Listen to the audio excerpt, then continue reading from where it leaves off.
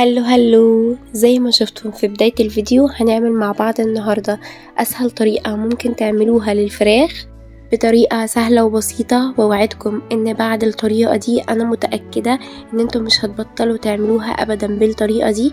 وهقول لكم ازاي الفراخ تطلع معاكم حلوة جدا ما فيهاش اي زفارة، وتطلع معاكم باللون الخطير اللي انتوا شايفينه ده، وكمان هنعمل منها احلى شوربة تعملوها. يلا بينا نبدأ مع بعض الطريقة. في حلة سخنة على النار، لازم تكون سخنة معانا كويس جدا. بنزل بشوية حلوين كده من الزيت، وعليهم بنزل بمعلقة كبيرة من السمنة البلدي. والسمنة البلدي هنا مهمة جدا معايا عشان بتدي للشوربة بتاعتي تست حلوة قوي. بقلبهم بقى كويس جدا كده مع بعض، ولازم تكون الحلة سخنت معايا كويس جدا. معايا الفراخ بقى بكون غسلاها كويس جدا، وبنزل بيها بقى على طول بالحلة كده، ما بنزلش بكمية الفراخ كلها مرة واحدة علشان خاطر درجة الزيت معايا ما تخفضش. انا عايزة درجة الزيت بتاعتي تفضل عالية كده علشان خاطر الفراخ تاخد الصدمة كلها. انا عايزة كل كمية الفراخ اللي معايا تاخد الصدمة. بضيف كده الفراخ زي ما انتوا شايفين ما بين كل قطعة والتانية، بستنى كده حوالي 15 ثانية بالشكل اللي انتوا شايفينه ده.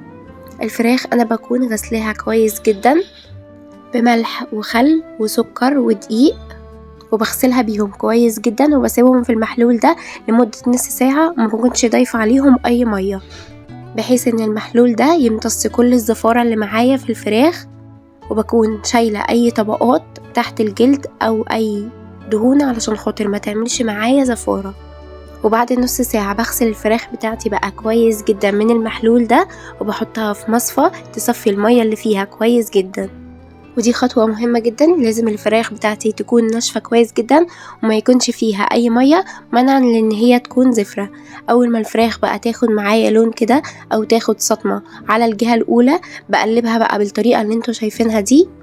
ما بقلبهاش خالص الا لما تاخد صدمة على الجهة الاولى علشان خاطر الفراخ ما تنزلش معايا مية.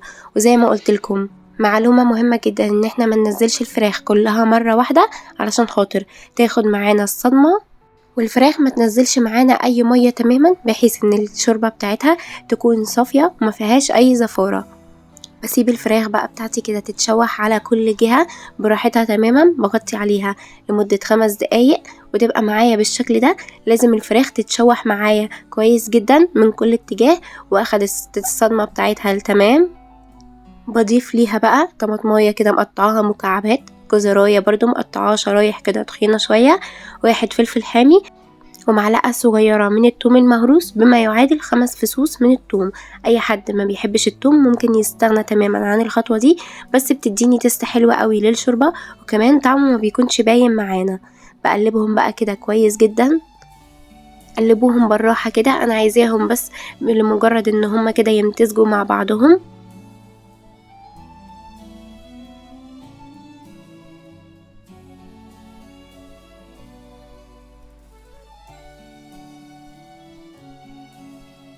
بغطي عليهم وبسيبهم بقى كده مع بعض لمدة 3 دقايق على الأقل. وبعد كده بضيف ورقتين من اللورة وفصين من الحبهان. بضيف الخطوات كده بالتدريج ما بين كل دقيقتين كده، والخطوة دي بتفرق معايا جدا. ما بضيفش المكونات دي كده على طول مرة واحدة، وبغطي عليهم بقى وبسيبهم كده على نار هادية لمدة 5 دقايق لحد ما تبدأ تتسبك معايا. وبعد كده بفتح بضيف مكعب من المرقة، بحاول ان انا اقلبهم كده بالراحة خالص. شايفين هنا الطماطم كانت بدأت ان هي تطرى معايا كده وتتسبك معايا كده شوية، وهو ده المطلوب. انا عايزة الفراخ بتاعتي تستوي معايا في الصوص اللي احنا عملناه كده على الاقل لمدة ربع ساعة، بحيث تكون استوت معايا كده بس بنسبة 20%. بغطيهم وبسيبهم بقى على نار هادية خالص لمدة 5 دقايق. ده بيكون شكلها، شايفين بتكون بدأت كده تتسبك معانا، والفراخ خدت من كل المنكهات اللي احنا ضفناها. بنزل عليها بقى بالتوابل بتاعتي، نص معلقة صغيرة من الثوم البودر، نص معلقة صغيرة من البصل البودر، نص معلقة صغيرة من الفلفل الاسود، ونص معلقة صغيرة من بهارات الفراخ. هي دي التوابل بتاعتي مش اكتر من كده. على طول بقى بنزل بالمية بتاعتي، والمية بتاعتي هنا لازم تكون مغلية كويس جدا، ما بضيفش المية تكون باردة ابدا. لو ضفتوا المية باردة اتأكدوا ان هي هتزفر معاكم الفراخ، وهتوقف كمان معاكم عملية السوى. فانا بضيف المية بتاعتي كده لازم تكون مغلية كويس جدا بالشكل اللي انتوا شايفينه ده، وبنزل بيها على طول كده على الفراخ بعد ما تكون اخدت معايا كده تشويحة تمام، اللي هي هتأكد لي ان الشوربة بتاعتي هتطلع معايا مظبوطة كويس جدا. بديهم كده بقى مع بعض تقليبتين كده، وبظبط على طول الملح بتاع الشوربة. وخدوا بالكم ان انتوا بتكونوا ضايفين ماجي علشان خاطر الشوربة ما تطلعش معاكم حادقة.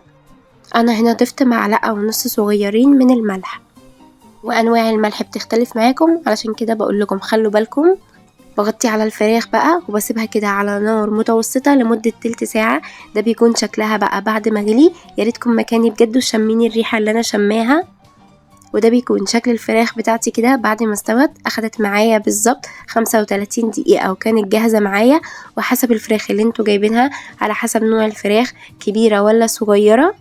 شايفين بقى الفراخ بتاعتي طالعة مستوية وخطيرة ازاي، وشايفين لون الشوربة بعد الخطوات اللي احنا عملناها دي. مستحيل يطلع معاكم الشوربة تكون زفرة تماما، بالعكس بجد ريحة الشوربة كانت قلبة معانا البيت. بطلع بقى الفراخ بتاعتي كده بالطريقة دي، بصفيها كويس جدا من الشوربة، بطلعها معايا على مصفى بحيث ان هي تصفي الشوربة اللي معايا كلها. والخطوة دي مهمة جدا. وبسيبها بقى تبرد معايا كده شوية لمدة 10 دقايق بحيث ان هي تبرد معايا، وبحيث ان انا اعرف اتعامل معاها كده علشان احمرها كويس. لان لو ضفتوها على طول في الزيت وهي سخنة كده ممكن تتهري منكم، والفراخ مش هتطلع معاكم مظبوطة تماما. لازم الفراخ كده تبرد معانا كده بعد ما تطلع من الشوربة، وتصفي الشوربة كمان معانا كويس جدا علشان خاطر ما تبوظش الزيت اللي معانا. بعد ما الفراخ بردت معانا بقى تماما وصفت كل الشوربة اللي فيها، بسخن بقى الزيت كده بيكون على درجة الحرارة فوق المتوسطة، وبنزل بالفراخ بتاعتي بقى على طول كده.